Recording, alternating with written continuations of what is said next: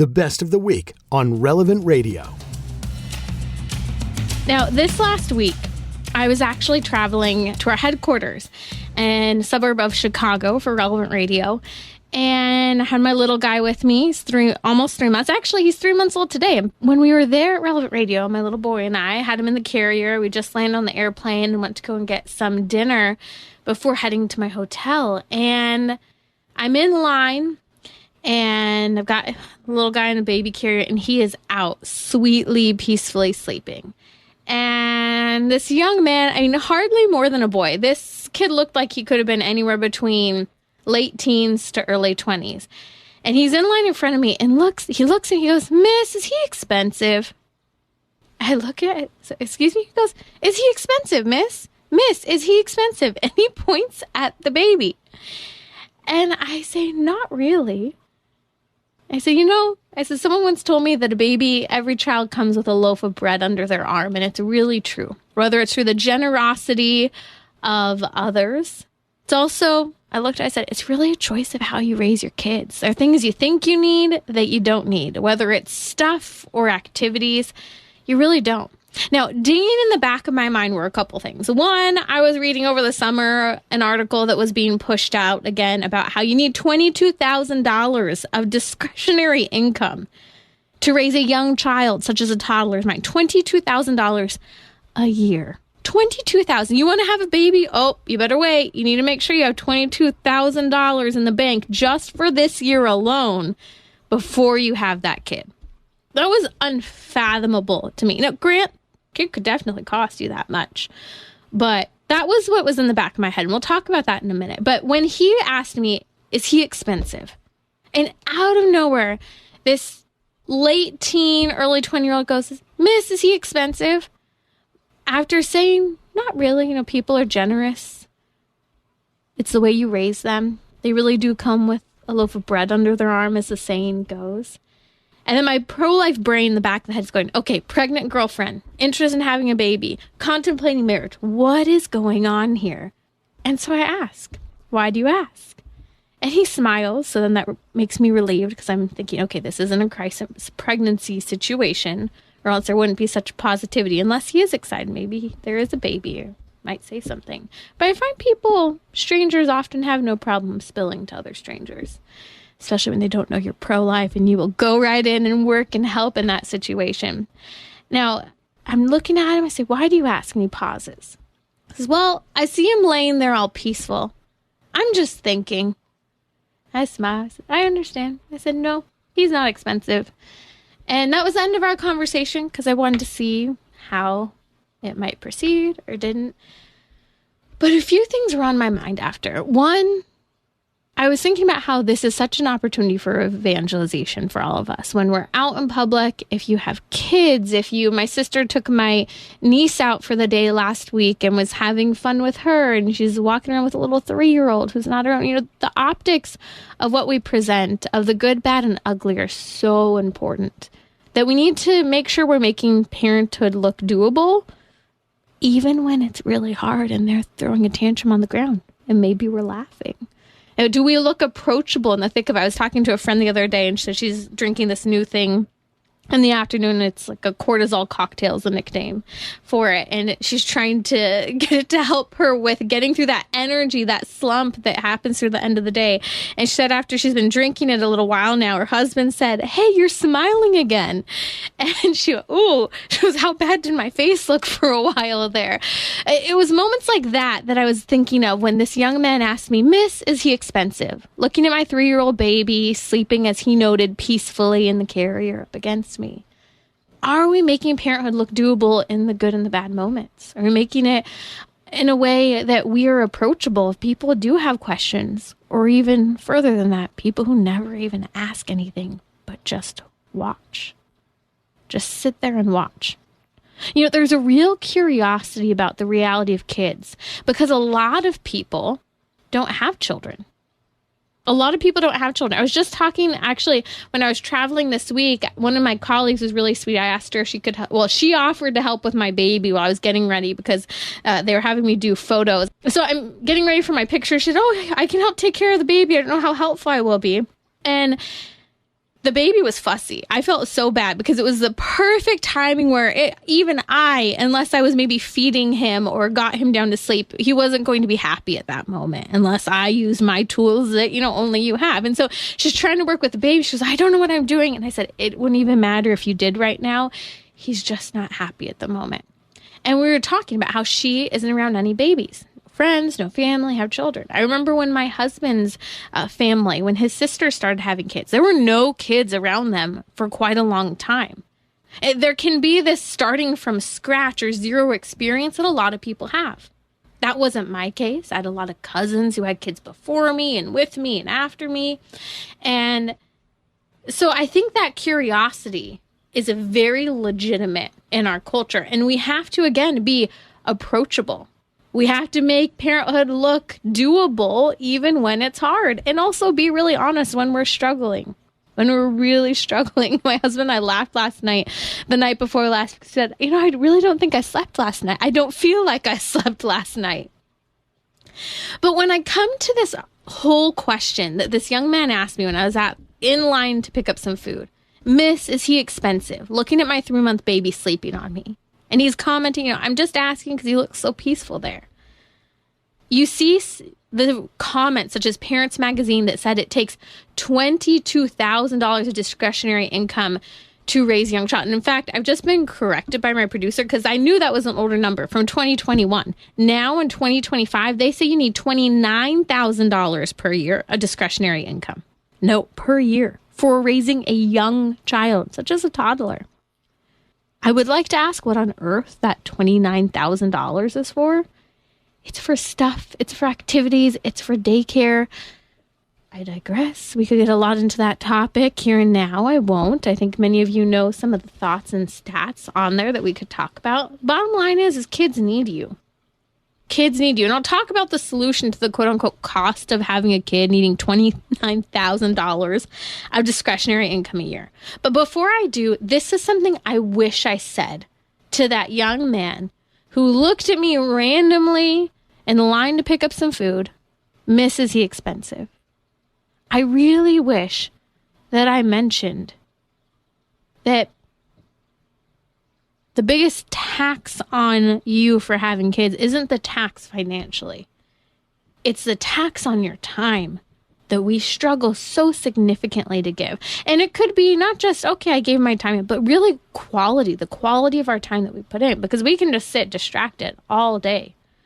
But I want to touch first on the solution to the cost of kids, because I think this is really important when literally some of the headlines that I saw this summer were $29,000, or as 2021 said, I was looking at an old stat, $22,000 of discretionary annual income.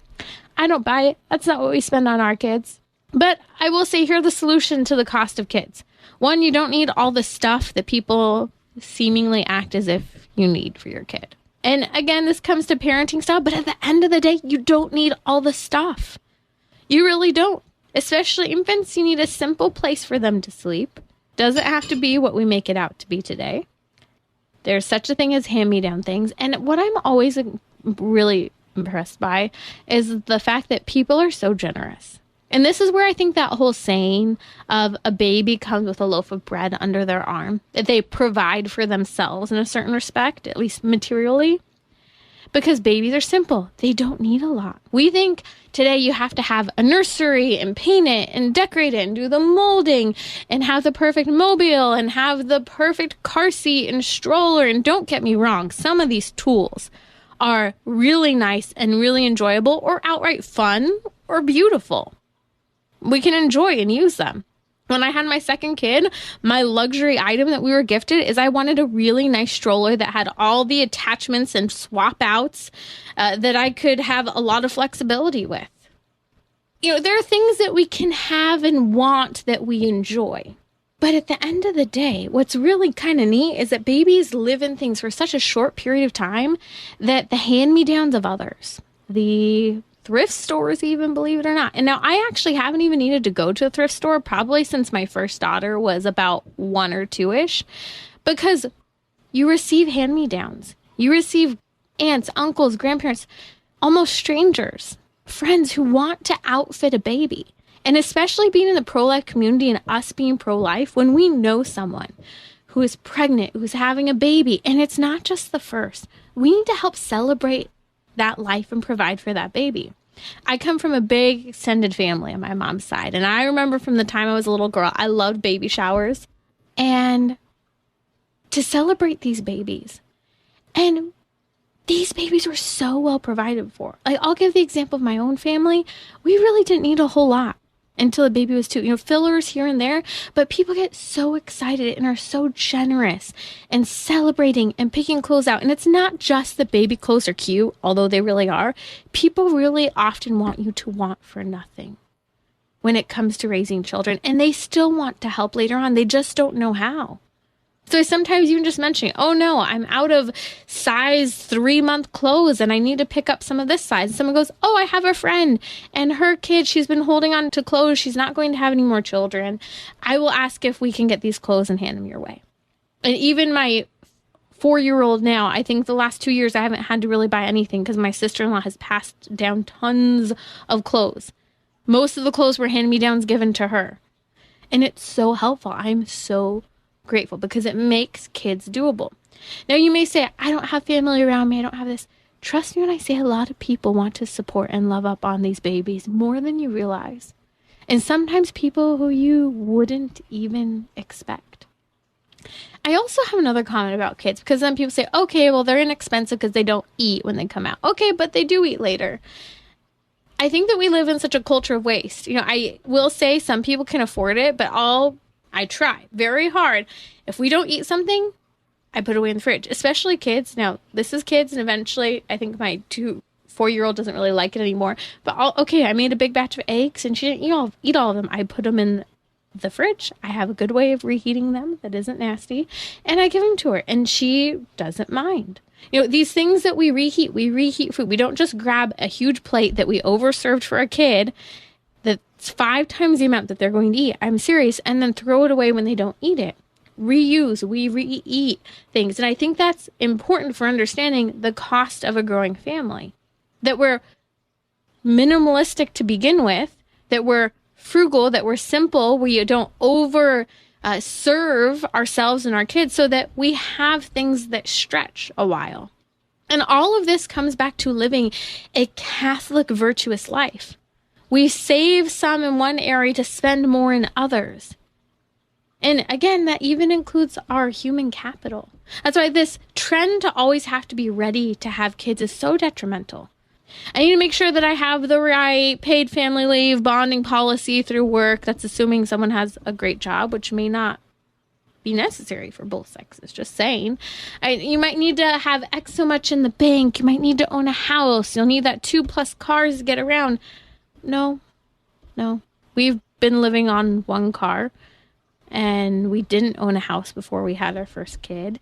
And we definitely didn't have, at the time it was necessary, was $22,000 of discretionary income per young child.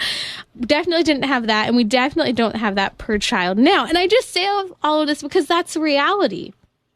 You'll never be ready to have a kid. And I think there are these Holy Spirit moments that we realize that we're meant to have children, that the primary end, as the Catholic Church teaches, is the procreation education of children. So that is to have babies and raise them. And that actually starts when they're little.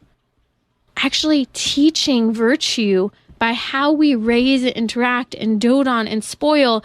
Let's spoil them in the right ways. With time, with quality of our presence, quality of relationships, quality of corrections. Yeah, that's right. Discipline. So important. So I think my big take on this is have kids anyway. Don't think you have to be ready. And definitely don't sit here thinking you need $29,000 of discretionary income at a time, because there will always be financial things that come up. But I want to challenge you, whether you're married, single, don't be afraid, or in the thick of life, don't be afraid to take that big risk of getting married, of having a family, of having another baby. There's so many people, when I just walk in my neighborhood, they go, you have your girls and now you have a boy, so you're done. Because it's scary to take on the responsibility of more kids. I don't know what God will bless us with. I don't know what is in store for our family ahead. But I think the big thing is that this is the reality. The biggest risk of 2025 for a human person is to get married and have kids, because they think it's such a big financial risk. But the reality is that the risk is personal. It's the time we have to put in that we struggle to. Baptize your kids, go to confession, receive the sacraments, and by the grace of God, you can raise good kids without needing to have a lot.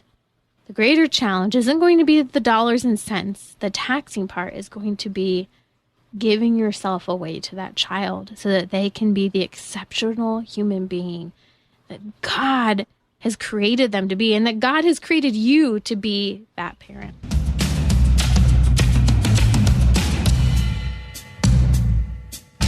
Like what you just heard, share it with your family and friends. And thanks for listening.